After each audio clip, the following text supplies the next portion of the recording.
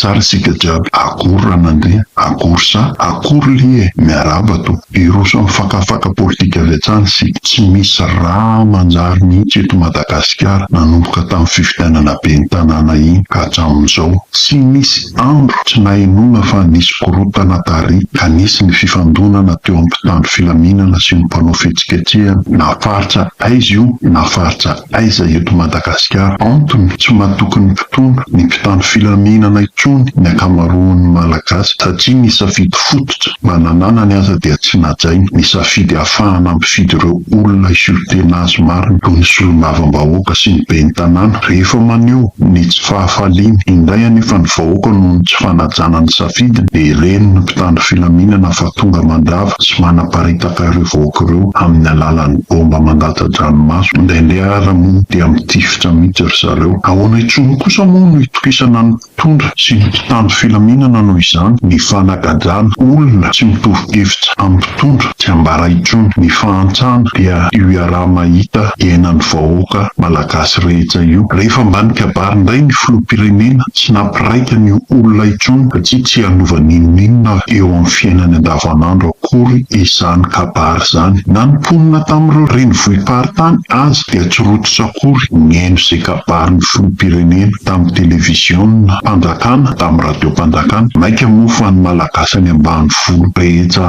any tsy jiro any raha hividy pilina andefasana radio indray mbola vola koa izay sitra ny fividianana sakafo. Ny kabary tsy mahavoky dia iny ny arahana hita tamin'ny haino aman-drery samihafa sy ny tambajotra sosialy iny ihany koa ny ampamoaka nataon'ny dokotera kolonely Patrika iny. Ahoana tokoa no inona fa milamina ny eo ambony eo raha ny manambony nahatra ambony toy ireny no samy mamaky batsilana ny zavatra tsy mety eo ambony eo, samy manomtonina anaran'olona ambony ao an-dapa ao. Izy ny voalohany sananao izany tanatin'ny fitondrana ity ary rehefa manomboka mihetsiketsika koa ny sasany toandry tontolo lalatiana ohatra. Nino ny mpamakafaka politika sy ny mpandinika raharaham-pirenena fa mbola marobe ao saingy na matahotra na mbola miandro tohana sy fahatongavan'ny sasany saina ka amin'izay fotoan'izay dia ho vaky ny sambo. Efa manomboka mitsitra raha teo moa izy ankehitriny fa efa mba nisy aloha iny sanamakilay. Tokony eritreritra ny ao an-dapa ao fa tsy vitany hoe ny vahoaka intsony no leo anareo fa na ny eo anivon'ny mpitandro filaminana ao azy. Rofy ahoana no nahafahan'ity kolonely ity mitsoka atao amin'ny tobora tsy mandava fa araky ny teniny marina no nanohana azy, izany hoe tsy irery izy no tsy tia ireo mpitondra antsika sy leo izao fitondrana izao. Dia niteny indray ny filoham-pirenena hoe tsy normalina raha olona voatazana sy natao fanadihadiana no afaka nilefa toy ireny. Manambony nahatra ambony anie izy iny tsy fipanentaka akory na tsy lamboty. Hain'ireo zandary marobe tao amin'ny topo tsara izy ka ahoana mihitsy moa no tsy hisy hiaro sy hanampy azy. Dia ho avy indray reto manambony nahatra tia amin'ny solelaka hanampadoa ireo zandary kely izay niasa tao tamin'ny andro nitsoahan'ity kolonely ity. Raha ny hevitry ny mpanara-baovao dia tsy ihany no olana dia matofy loha fa ireo anarana maro voatontonona sy nambarany tanaty inorona tsara na video iny no tokony ho arahinao sy ho adiadinao tokoa na mitombina na tsy mitombina ifanambarana iny. Izany hoe mandefa olona manadiady marina ireo zavatra nambarany rehetra ireny no tsara ataon'ny filoha fa tsy variana amin'ny fanendrehana iny olona iny fotsiny sy ny hoe iza no ny iray petsapetra taminy na fahantroko sy nilefa ny ivelany. Izany indray no andeha hanaovana fanadiadiana be sy atao raharaham-pirenena. Efa nambaran'ny kolonely fa mitsindro ny ainy no nahatonga azy nilefa ary tsy matoky ny fitsarana eto Madagasikara izay fitsarana amin'ny tanila ihany koa izy. Fantany fa raha eto Madagasikara dia tsisy izany fanajana izany, indrindra ny fanajana ny zon'olombelona. Raha atao aza hoe atao gadra politika izy, arak'izany Andriamatoa Jeneraly Ravalomanana aleony lavitra ny Madagasikara sy ny vady aman-janany toy izay ijaly sampinanana reo mangahazo sy tsy omena akory na dia avoka anankiray ary. Azagagy nareo raha maro ireo olona nitsoka ity tanindraza itsika ity ka any ivelany ihany no mialokaloka sy maneho ny heviny no ny fatahorana ny tsy fanajana ireo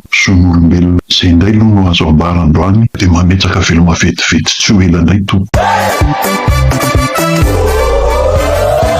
Pirenena feno lavadavaka utapenana ya muvavaka itamincha pirenena miavaka fadi miavani amfarani chafaka eterino majustika shachi efa mishki teleferika life ngale made wasfa efa prevent telestash osebula fella timisi maneli gella